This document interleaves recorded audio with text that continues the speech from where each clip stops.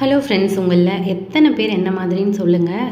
Because ஒரு 4 நாளைக்கு ஒருக்கா இல்லைன்னா வாரத்தில் ஒரு நாள் நம்மளோட கைப்பட எல்லாத்தையும் தண்ணி ஊற்றி நல்லா கழுவி விட்டு எல்லா திங்ஸையும் நல்லா ஈரத்துணி வச்சு தொடச்சி விட்டு வீட்டை ரொம்ப க்ளீனாக வச்சுக்கிறது யாருக்கெல்லாம் பிடிக்கும்னு சொல்லுங்கள். எனக்கு ரொம்பவே பிடிக்கும். அது ஒரு பைத்தியம் மாதிரி. ஏன்னா ஒரு 4 நாள் விட்டு 5 நாளில் வீட்டில் கொஞ்சமாக மண் நறுனாலும் சரி, ஏதோ ஒரு நம்ம யூஸ் பண்ணுற திங்ஸ், ஈவன் டிவி யூனிட் ஆகட்டும், சாமி பூஜா யூனிட் ஆகட்டும், நம்ம ஃப்ரிட்ஜ் ஆகட்டும், கொஞ்சம் க்ளீனாக இல்லைன்னா எனக்கு தூக்கமே வராது.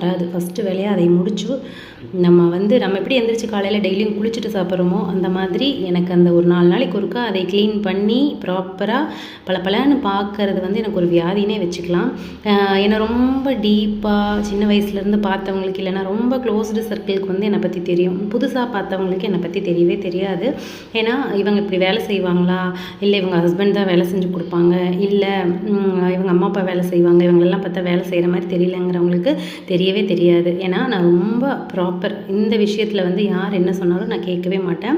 ஏன்னா நம்ம இருக்கிற இடம் இல்லையா, அது சொந்த வீடோ வாடகை வீடோ. இப்போ நாங்கள் இருக்கிறது ரெண்டல் ஹவுஸ் தான். பிகாஸ் ஒர்க்குக்காகவும் பாப்பாவோட ஸ்டடீஸ்க்காகவும் நாங்கள் கொஞ்சம் தள்ளி இருக்கோம். இங்கேருந்து எங்களோட ஓன் ஹவுஸ் ஆர்எஸ்புரத்தில் இருக்குது. அங்கே இன்லாஸ் மட்டும் இருக்காங்க. அந்த வீடை நான் எப்படி பார்த்துக்கிட்டேனோ அதே மாதிரி தான் நான் குடியிருக்கிற வீட்டையும் பார்த்துப்பேன். ஏன்னா நம்ம எவ்வளோ தான் ஹோல் டேவும் ஒர்க் பண்ணிட்டு வீட்டில் தூங்கினாலும் நிம்மதியாக தூக்கம் வரணும். அதே நேரம் நமக்கு எந்த ஒரு டிஸ்டர்பும் இல்லாமல் நம்மளை ஒரு ப்ரொடெக்ட் பண்ணுதுன்னா அந்த வீட்டை நம்ம எவ்வளோ நல்லா பார்த்துக்கணுங்கிறது நம்ம நினச்சி பார்க்கணும். அதே மாதிரி தான் இது மட்டும் இல்லைங்க. சின்ன வயசில் நீங்கள் சொன்னால் நம்ப மாட்டீங்க, 12 இயர்ஸ்லேருந்தே குக்கிங்கும் அப்படி தான்.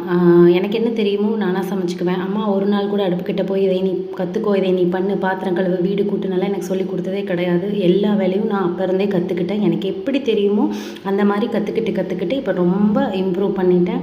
நல்லாவே சமைப்பேன். அது மாதிரி தான் குக்கிங்கும் அப்படி தான், ஆஸ் வெல் வீடு க்ளீன் பண்ணுறதும் அப்படி தான். உங்களில் எத்தனை பேர் இந்த மாதிரி அப்படின்னு சொல்லுங்கள்.